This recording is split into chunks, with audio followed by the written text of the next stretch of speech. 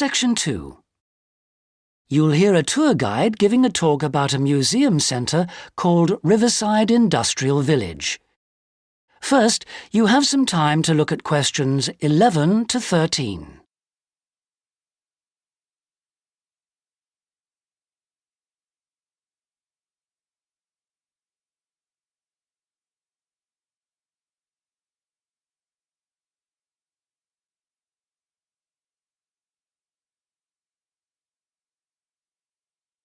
Now listen carefully and answer questions 11 to 13. Good afternoon, everybody, and welcome to Riverside Industrial Village. To start your visit, I'm just going to give you a brief account of the history of the museum before letting you roam about on your own. I won't keep you long, OK? Now, from where we're standing, you've got a good view of the river over there. And it was because of this fast-flowing water that this site was a natural place for manufacturing works. The water and the availability of raw materials in the area like minerals and iron ore, and also the abundance of local fuels like coal and firewood, all made this site suitable for industry from a very early time. Water was the main source of power for the early industries, and some of the water wheels were first established in the 12th century, would you believe? At that time, local craftsmen first built an iron forge just behind the village here on the bend in the river.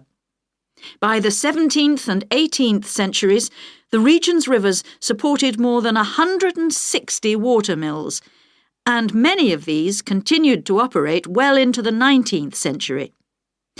But then the steam engine was invented.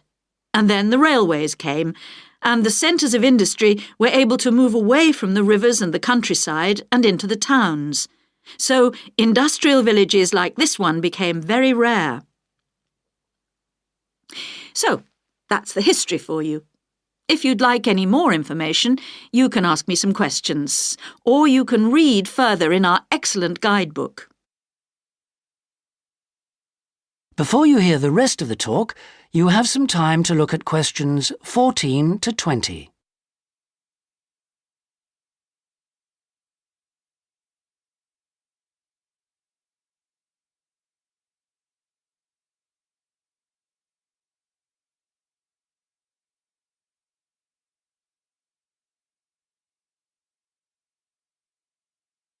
Now listen and answer questions 14 to 20. Now, I'm going to give you a plan of the site, and I'd just like to point out where everything is, and then you can take a look at everything for yourself. I've already pointed out the river, which is on the left, and of course, running along the bottom is Woodside Road. Got it? OK. Now, we're standing at the entrance. See it at the bottom? And immediately to our right is the ticket office. You won't need that, because you've got your group booking, but just past it are the toilets. Always good to know where they are.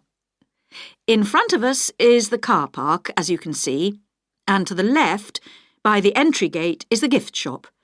That's where you can get copies of the guide, like this one here.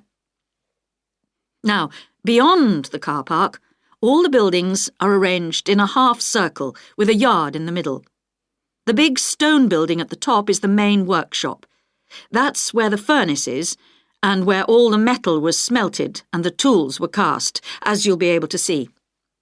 Now, in the top right-hand corner, that building with bigger windows is the showroom, where samples of all the tools that were made through the ages are on display. In the top left corner is the grinding shop, where the tools were sharpened and finished. And on one side of that, you can see the engine room, and on the other is the cafe, which isn't an antique, you'll be pleased to know, though they do serve very nice old-fashioned teas. The row of buildings you can see on the left are the cottages. These were built for the workers towards the end of the 18th century, and they're still furnished from that period, so you can get a good idea of ordinary people's living conditions. Across the yard from them, you can see the stables, where the horses were kept for transporting the products. And the separate building in front of them is the Works office, and that still has some of the old accounts on display. Right. If anyone wants a guided tour, then I'm starting at the engine room. If you'd like to come along this way, please, ladies and gentlemen. That is the end of section 2. You now have half a minute to check your answers.